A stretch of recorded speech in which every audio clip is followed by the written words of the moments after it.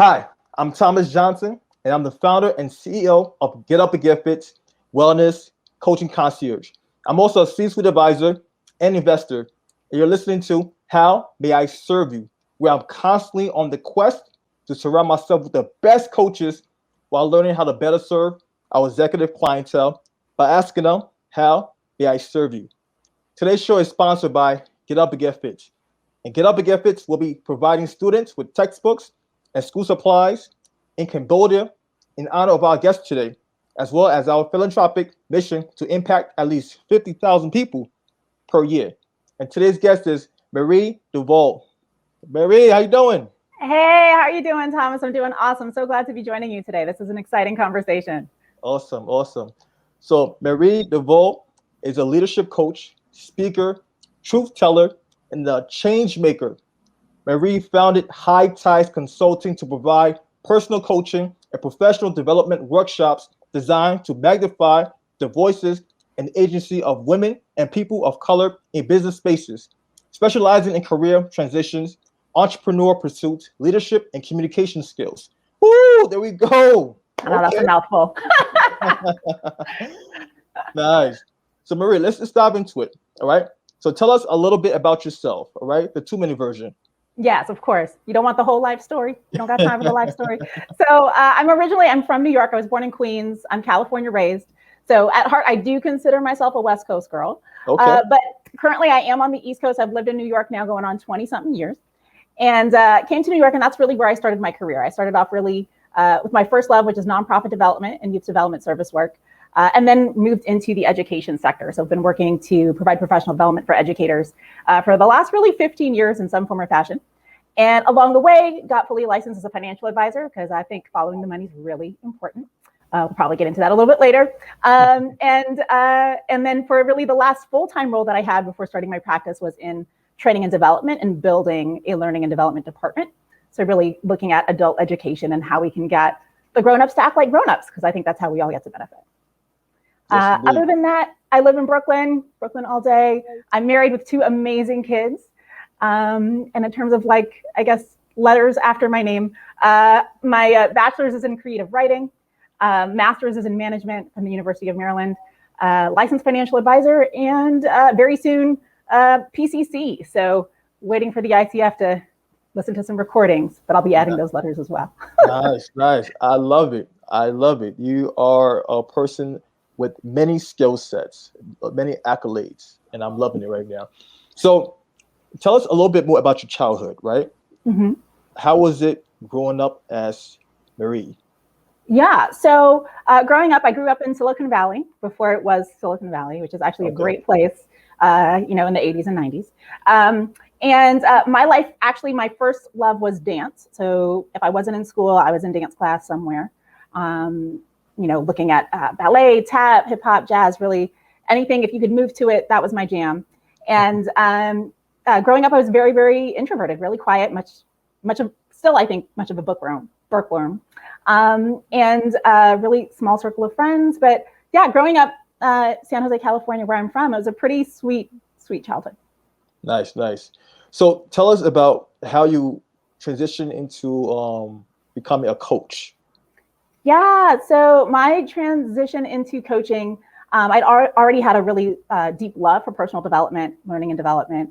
I think, at least in my experience, every coach that I've known is kind of a professional learning development junkie. So even now I see, the 40-hour work week behind you. I'm like, yep, I got that book. I got that with some Dale Carnegie, some Stephen Covey going on, right? So that's how we roll, is like, how can we continue to get better? But in my last full-time role, I was building out training and management programs. And it was really honestly like the hardest job I'd ever worked at. The work culture in that role was one of urgency, very, very fast paced. And after 4 years working there, literally my manager sat me down, looked me in the eye and said, I don't even know what you do here. And if you've ever had the experience of busting your butt and having someone sit you down and tell you, like, I don't see your value, it was a little bit devastating. And so from then I started looking at, well, what's going to be my next move?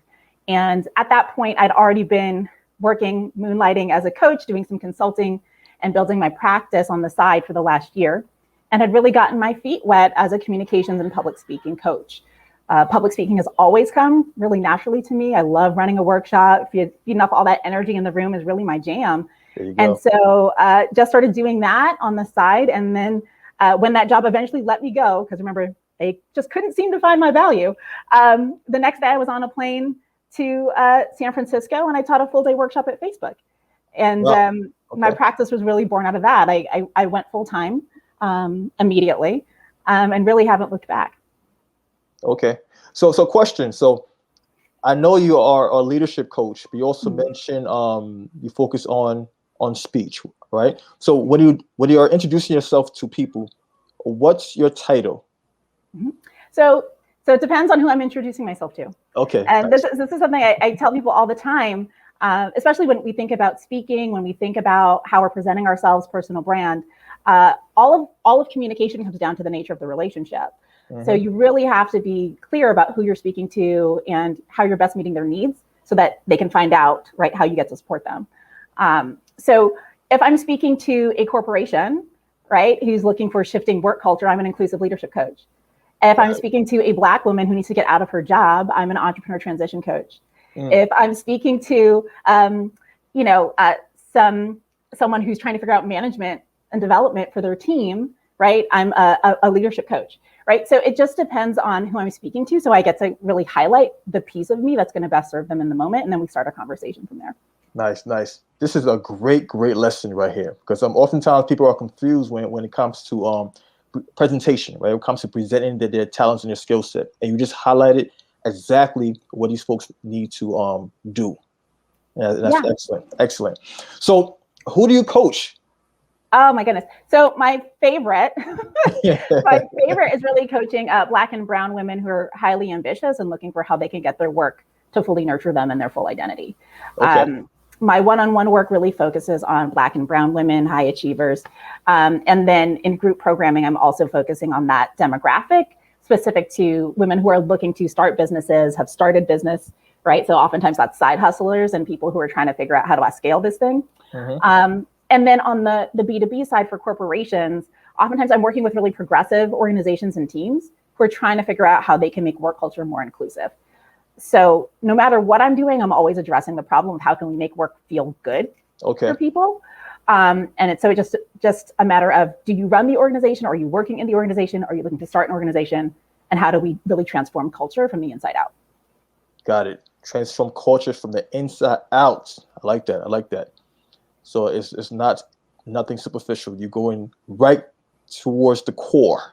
Yes. Well, I mean, I think it's interesting. People come to you with their presenting problem. And then the more you talk to them, you find the problem underneath the problem, underneath the problem. And that's the thing that we want to address, right? It's never a check the box. It's like, are you willing to do the work and really change how you're looking at things, right? So that the things you look at get to change. There you go. No, it's great. I'm glad you have this approach, because it's a similar approach that I have, right, with my company. We focus on the root cause of the problem, not that superficial, that Band-Aid approach, right? So I'm glad you're really diving deep. So I know there are many different types of coaches and many different types of coaching styles, right? What's your style of coaching? Yep. So for me, I think coaching is probably the best kind of conversation you could be in. And I really do approach it with this communication lens, because I do think one of the few tools we have as human beings to change the world is our ability to communicate, both our needs and also how we are able to support each other, because that's kind of what's essential for change to happen. My approach is a combination of ontological and facilitative. I actually prefer more the ontology stuff.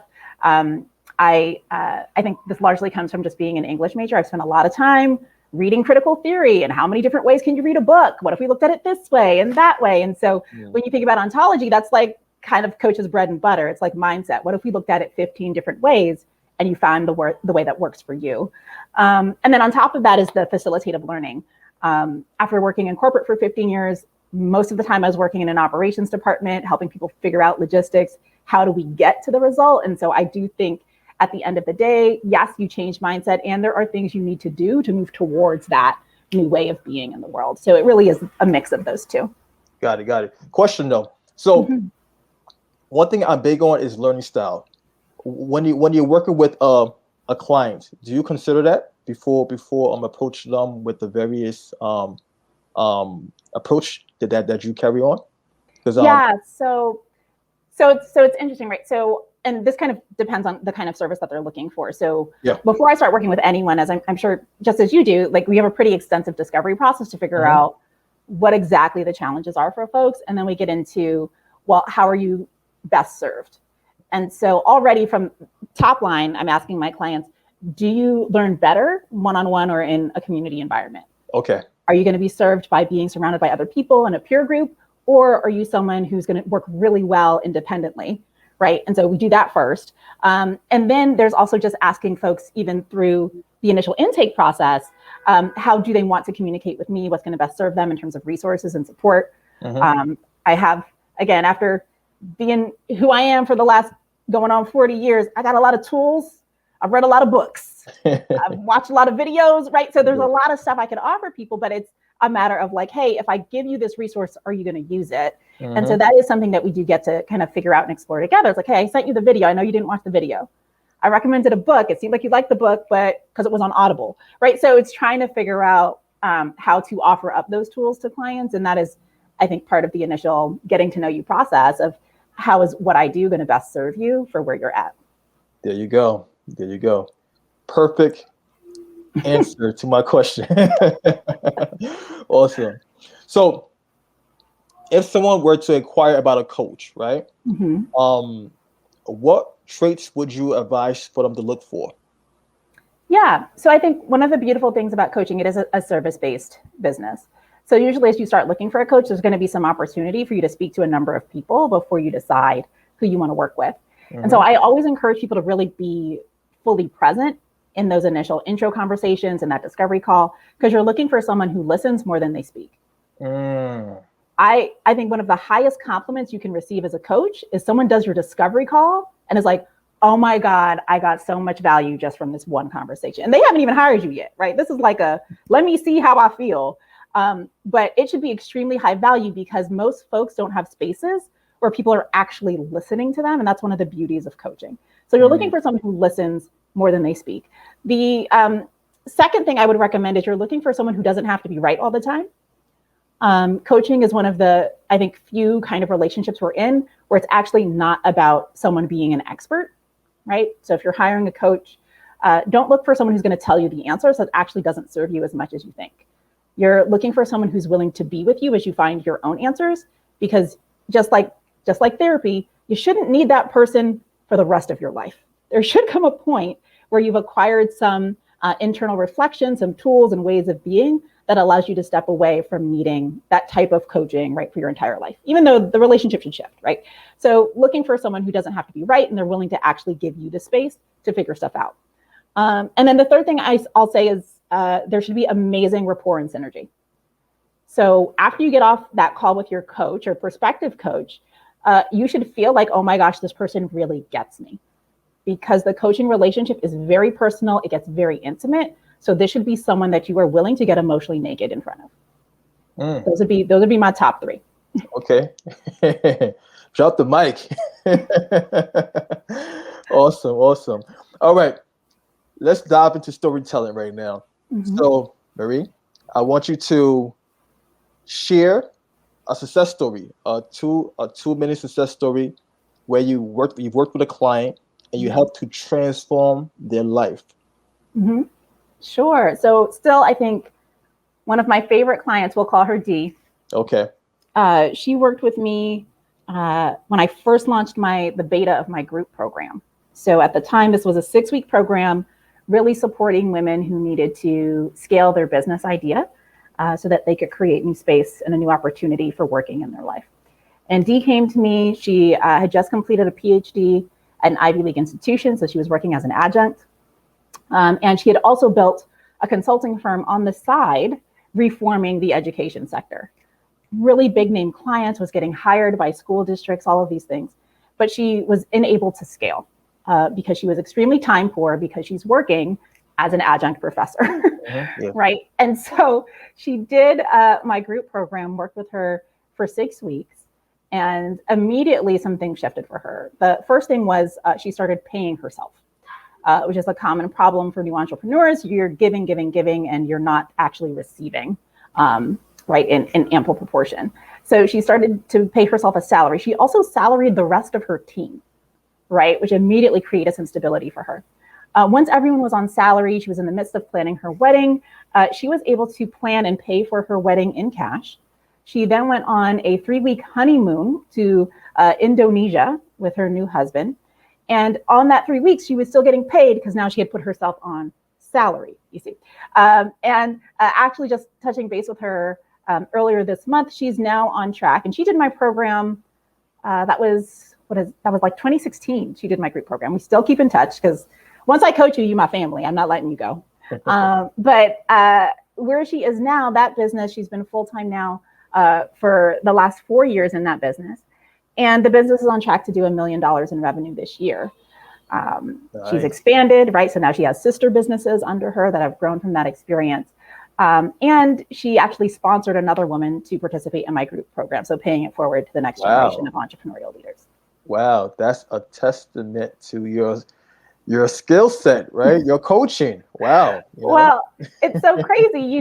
It's a strange thing when clients tell you, oh, thank you so much for what you did for me. Because honestly, I didn't do that much, right? The client does all of the work. I just show up and create the space. I plant the seeds, right? But they do all the watering, all the nurturing, all the cultivating. And then I'm just there somewhat cheering them on as they do it and reminding them of who they are. So coaching, I think, is a guilty pleasure of a profession in that way, that I get to bear witness to people creating magic over and over again. Got you. So this is a perfect segue to go into the next question. Mm-hmm. What drives you? Oh, what drives me? So I have always really loved that light bulb that goes off when someone realizes something new about themselves or their environment. Okay. I've seen it happen multiple times in training environments. I've seen it happening multiple times when I've managed people directly or indirectly. But that moment when someone realizes their own power, someone realizes their ability to create change themselves without having to go outside of themselves to find the answer is really magical, right? Just that like light bulb moment when someone's like, oh my gosh, this is going to make my life so much easier. So I kind of live for those moments, which is why I think coaching is kind of the perfect job for me, because it's those moments over and over again. So getting hit with those dopamine effects every time we get the aha moment, it's like a high, right? All those dopamine hits all day. Yeah. There we go. I love it. So are you currently working on any new projects that you could share with us, or you'd like to share with us? Oh my goodness, always so many things. So as always, like we're running, getting ready to launch the next cohort of our group program that'll be coming up here at the end of the summer, which is always really exciting. That program started as 6 weeks. We've cultivated it, reiterated it over and over again. That's now our 12-week program. So really excited about that. Also coming down the pipe, we have 2 new online courses that we're cultivating to add to our catalog. So looking at adding 90-day goal setting, so quarterly planning for business owners, as well as, it's so necessary. I didn't realize it till I really started talking to a lot of other business owners. People aren't actually being really planful and thoughtful about quarterly strategy and how that ladders up to their big vision. So I'm like, I'm gonna just write the course. This is just what I do. And hopefully they'll be supportive. And then also crafting a course in development right now for a 6 workshop series all around equity and inclusion for teams. And that program we're actually developing in conjunction with one of our partners, Mattingly Solutions, who does diversity inclusilytics. So actually looking at measuring inclusion. Really? So this is a program where we do an assessment on the front end. We do interviews with the entire team. We have pulse surveys across the course of a year, 6 custom workshop experiences, and then a reassessment strategic plan before a 6-month follow-up to see how they're executing on their progress and their desired changes. So we always got something cooking. I could tell, you're definitely keeping busy out there. Yes, sir. So if someone were to inquire about your services or just want to connect with you, where can they find you? Yep. So the first thing you're going to want to do is head on over to mariedeveaux.com or hightidesconsulting.co if you're not so good at spelling French things. And right from the homepage, you can find ways to reach out to us, have a conversation, either about team coaching for your corporation or one-on-one support for the individuals looking for that as well.